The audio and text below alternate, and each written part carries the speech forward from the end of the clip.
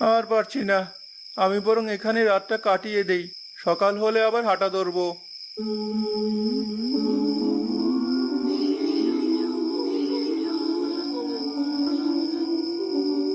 ওটা কি? কি সুন্দর চেহারা, যেন পটে আঁকা কোন চিত্র। ছেলেটা কি মনে ধরেছি? কে যে বলিস না, মনে ধরলে কি আর হলো? ভুলে যাস না, ও মানুষ আর আমি ভূত। আমার কি আর ওর সাথে মানায়? দুঃখ করিস না, কিন্তু ছেলেটা এত রাতে এখানে কেন বসে আছি? চল, আমরা শুনিও কি চিন্তা করছে।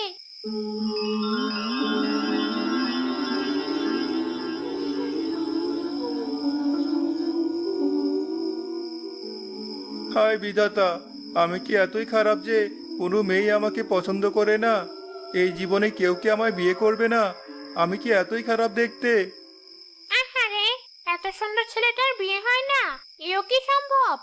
তাই তো দেখছি। সই, তুই বরং ওকে বিয়ে করে নে। এসব তুই কি বলছিস?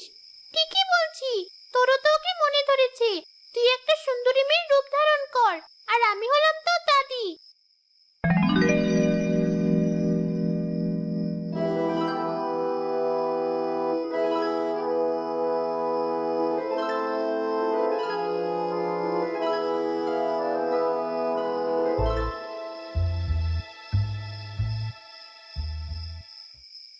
কি হয়েছে আপনাদের? এভাবে কোথায় যাচ্ছেন? আমাকে বলুন, আমি যদি আপনাদের কিছু সাহায্য করতে পারি। দাদু ভাই, আমরা বড় বিপদে পড়েছি। এই যে আমার বাপ মা মরা একমাত্র নাতনি, টাকার লোভে ওর চাচারা ওকে এক বুড়োর সাথে বিয়ে দিতে চেয়েছিল। তাই তো আমি ওকে নিয়ে পালিয়ে এসেছি। এ তো ভারী অন্যায়। এত সুন্দর মেয়েকে কেউ বুড়োর সাথে বিয়ে দেয়? কি করব বলো? বাপ মরা মেয়েটাকে ভালো কারো হাতে তুলে দিতে পারলে আমি একটু শান্তিতে মরতে পারি। আমার তো আর যৌতুক দিয়ে বিয়ে দেওয়া সম্ভব না।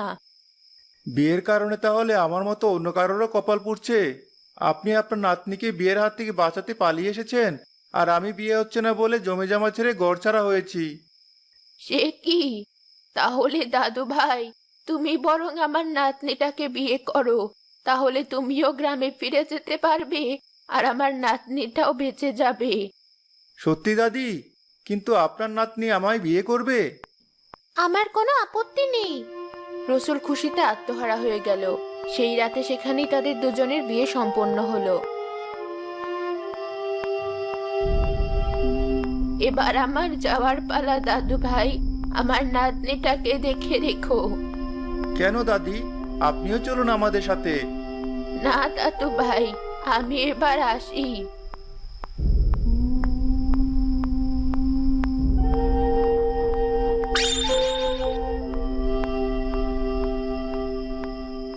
আমার বিয়ে করে তুমি খুশি তো? আবার এটা ভাবছো না তো আমার দাদি সুযোগ পেয়ে আমাকে তোমার কাঁধে চাপিয়ে দিল? তোমার মতো সুন্দরী বউ পেয়ে আমি খুব খুশি। এখন ঘুমিয়ে পড়ো, কাল সকালে আমাদের গ্রামে ফিরে যেতে হবে।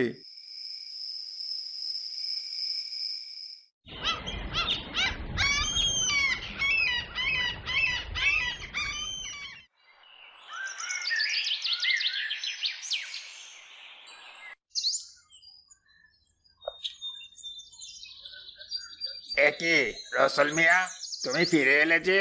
সাথে ওটা কে? হ্যাঁ মোড়ল মশাই, ফিরতে তো হলোই। এই যে আমার বউ। এবার আমার গ্রামে জায়গা হবে তো? এক রাতে বউ জুটিয়ে ফেললে? কপালে থাকলে তো জুটবেই। হা হা হা। চললাম মোড়ল মশাই। শুধু বিয়ে করলেই হবে? সারা গ্রামকে দাওয়াত করে তোমার বউয়ের হাতে রান্না খাওয়াতে হবে। সে কি? এত মানুষের রান্না ও একা কি করে করবে? মোড়ল মশাই যখন বলছেন নিষেধ করছো কেন? মোড়ল মশাই, সারা গ্রামকে আমি রেঁধে খাওয়াবো, আজই খাওয়াবো। আপনিও আসবেন দাওয়াতে। বেশ, সে না হয় যাব। তবে শোনো রসল মিয়া, নতুন বউয়ের মুখে কিন্তু এত পটর পটর ভালো লাগে না।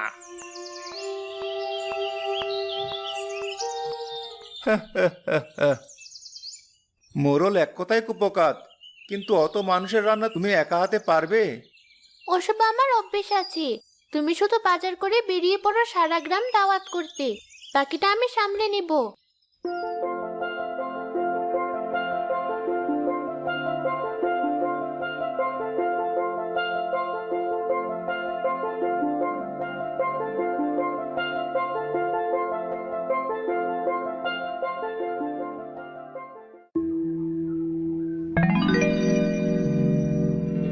এই মোড়লটাই হচ্ছে যত নষ্টের গোড়া। আমার স্বামীকে জ্বালিয়ে খায়, ওটাকে টাইট দিতে হবে। কিন্তু এখন তো কাজ একা কিভাবে সামলাই? আমি বরং সইকে স্মরণ করি।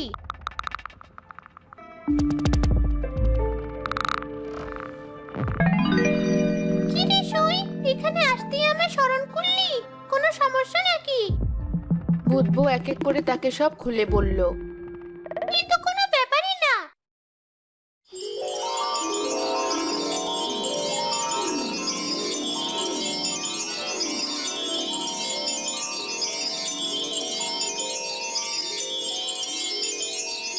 এই তো সব শেষ হয়ে গেছে, এবার আমি চলি। ওদিকে আবার অনেক কাজ পড়ে আছে। আচ্ছা সই, তবে স্মরণ করলে আবার আসিস।